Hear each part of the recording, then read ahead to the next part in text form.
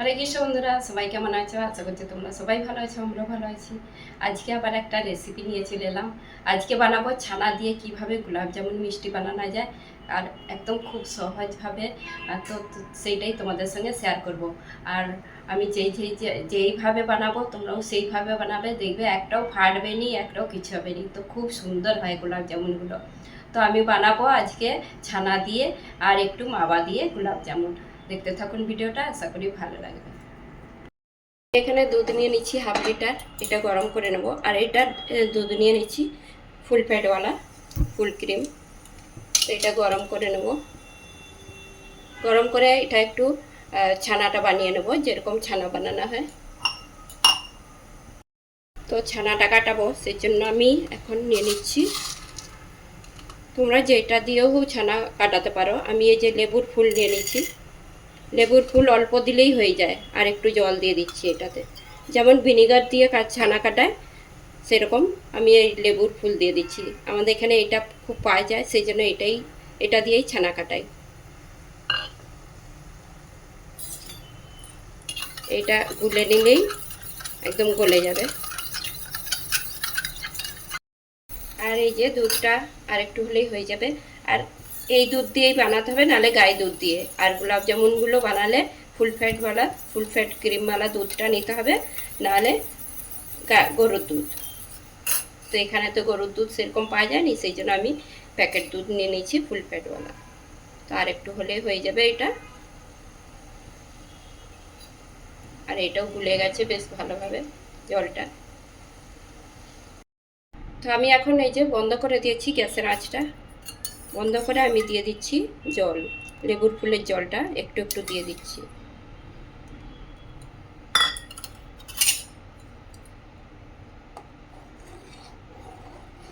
এটা এরকম করে হিলাতে হিলাতেই দেখতে হবে যে দুধটা ছানাটা কেটে গেছে।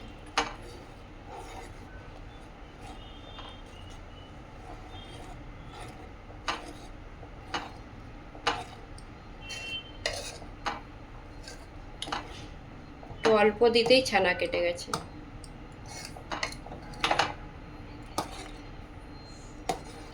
যে ছানাটা খুব ভালোভাবে কেটে গেছে।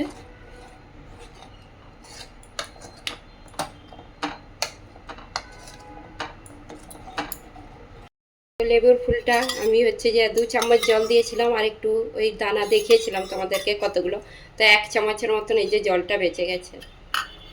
এই যে লেবুর ফুলগুলো এরকম আমাদের এখানে মুদিখানার দোকানে পাওয়া যায় কিনতে। এরকম আমরা বলি লেবুর ফুল দাও, তো এরকম দিয়ে দেয়। এগুলো হচ্ছে যে 1 প্যাকেট কিনে আনি, 10 টাকা দেয়, 10 টাকা নেয়। তো এইগুলো অনেক আমার ইউজ হয়ে গেছে, এই কটা পড়ে আছে। ছানাটাও একদম রেডি হয়ে গেছে। আমি এখন এটা ভালো করে তুলে নেব, জল দিয়ে ধুয়ে নেব। তো এই যে ছানাটা আমি ধুয়ে নিচ্ছি। ধুয়ে এই ছানির মধ্যেই জল ঝাড়তে রেখে দিয়েছি। একটু জল ঝরে গেলেই হয়ে যাবে, বেশি নিচড়তে হবে না, শুকনো শুকনো করতে হবে না। এরকম একটু টিপে টিপে দিলেই জলটা ঝরে যাবে। আর ধুয়ে নিতে হবে, একবার দুবার ধুয়ে এরকম করে রেখে দিচ্ছি আমি। এখন চিনির রসটা বানিয়ে নেবো, এটা এখন রেখে দিচ্ছি সাইডে। তো আমি এখন চিনির রসটা বানাবো। 1 বাটি চিনি নিয়ে নিয়েছি। 1 বাটি চিনি দিয়ে জল দিয়ে দিচ্ছি। 1.5 বাটি জল দিয়ে দিচ্ছি।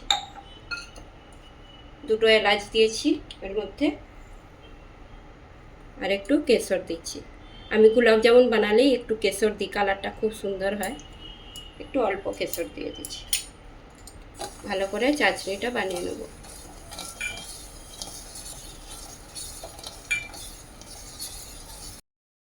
তো এখানে আমার চাটনি রেডি হয়ে গেছে। এটা বেশি একদম চিটচিটা ভাব করা চলবে না। চিনিটা গলে গেলেই একটু পরেই বন্ধ করে দিতে হবে। কালারটাও খুব সুন্দর এসেছে। তো এখন এটা গ্যাসের আঁচটা বন্ধ করে দেবো।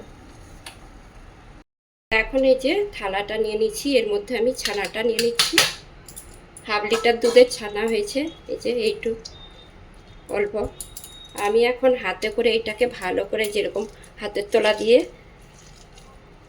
দলে দলে মাখিয়ে নেব।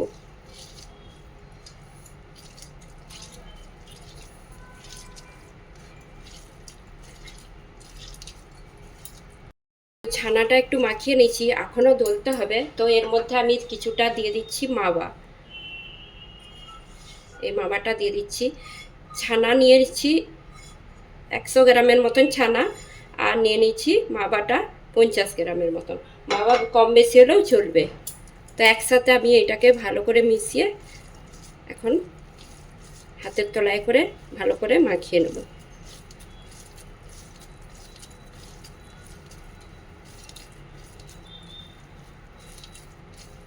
হাতের তলায় করে খুব ভালো করে মাখিয়ে নিচ্ছি এটা। এর মধ্যে আমি দিয়ে দেবো কিছুটা ময়দা, নিয়ে নিচ্ছি 1 চামচ, 1 চামচ আর একটু অল্প নিলাম।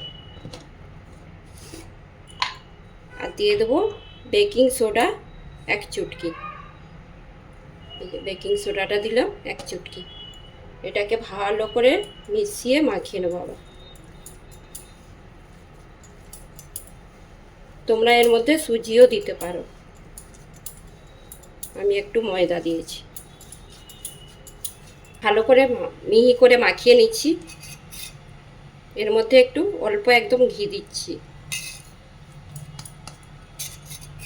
অল্প ঘি দিচ্ছি যাতে গোলটা ভালোভাবে হয়ে যায়।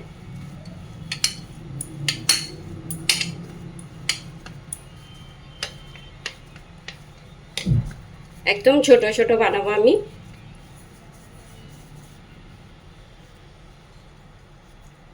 আগে ছোট ছোট সাইজ করে নিচ্ছি।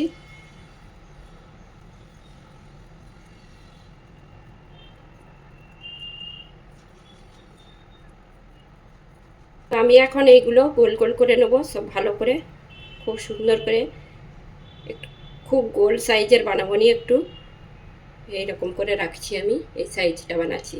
আর কত সুন্দর মাখানা হয়েছে। সবগুলো এখন বানিয়ে নেব।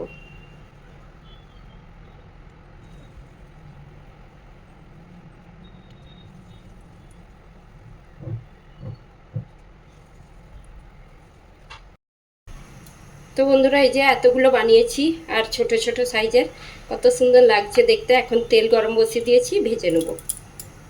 বন্ধুরা এদিকে এই যে তেল গরম বসিয়ে দিয়েছি, এখন এই যে মিষ্টিগুলো ভেজে নেব। আর তেলটা হালকা গরম থাকবে, তখনই আমি এগুলো দিয়ে দেবো।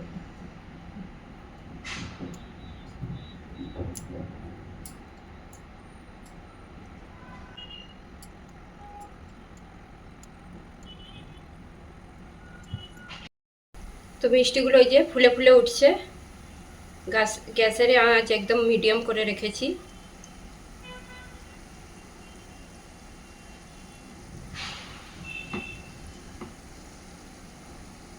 একটু এরকম করে হিলাতে হবে।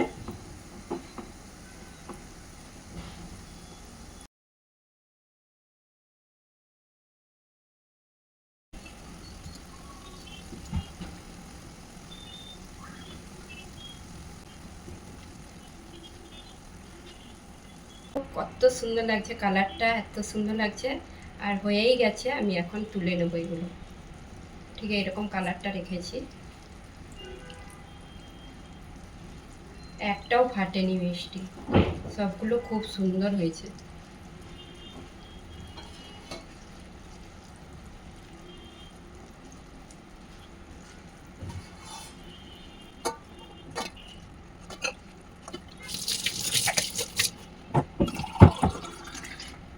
তো চিনির রসটা ঠান্ডা হয়ে গেছে, সেই জন্য একটু গরম করে নিচ্ছি, হালকা গরম করব। তারপর মিষ্টিগুলো দিয়ে দেবো।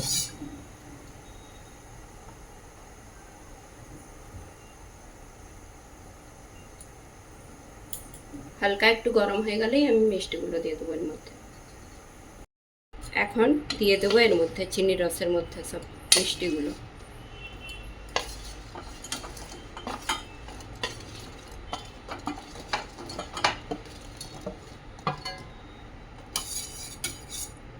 আমি এখন ঢাকা দিয়ে রেখে দিচ্ছি, তোমাদেরকে 1 ঘন্টা পরে দেখাবো। তো বন্ধুরা এই যে মিষ্টিগুলো 1 ঘন্টা পরে তোমাদেরকে দেখাচ্ছি খুলে কীরকম হয়েছে। মিষ্টিগুলো একদম তুলতুলে নরম, আর এই যে কত সুন্দর লাগছে। তো 1 ঘন্টাতেই এইভাবে মানে ভিজে কি সুন্দর হয়ে গেছে, কত সুন্দর হয়ে গেছে।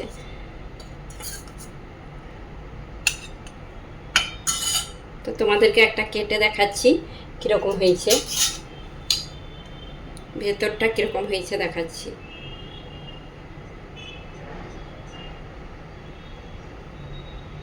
দোকানের থেকেও ভালো হয়েছে, মানে দোকানের তো একটু শক্ত লাগে, কিন্তু এত নরম হবে আমি ভাবতেও পারিনি। ভেতরটা দেখুন কত সুন্দর হয়েছে রসালো।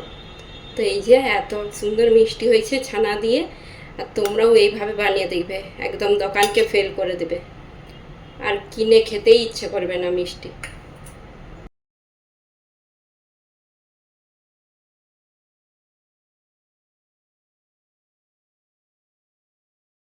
তো এই দেখুন বন্ধুরা, আর মিষ্টিগুলো সব প্লেটে তুলে নিয়েছি। আর এত নরম হবে তো আমি ভাবতেই পারিনি, তো এত তুলতুল করছে, এত সুন্দর মিষ্টি। তো তোমরা এইভাবে একবার ঘরে বানিয়ে দেখবে, আর এত কম উপকরণ দিয়ে কম কম সময়ের মধ্যে যে এত সুন্দর মিষ্টি হয়, তো না বানিয়ে দেখলে বুঝতেই পারবে নি। তো দোকানের থেকেও এত সুন্দর মিষ্টি হয়। তো আমি এখন হচ্ছে যে এগুলো গোপীনাথকে ভোগ নিবেদন করব, আর রেখে দিলাম বানিয়ে এখন। তো তোমাদের কেমন লেগেছে অবশ্যই কমেন্ট করে জানাবে, যদি ভালো লেগে থাকে লাইক কমেন্ট সাবস্ক্রাইব করবেন।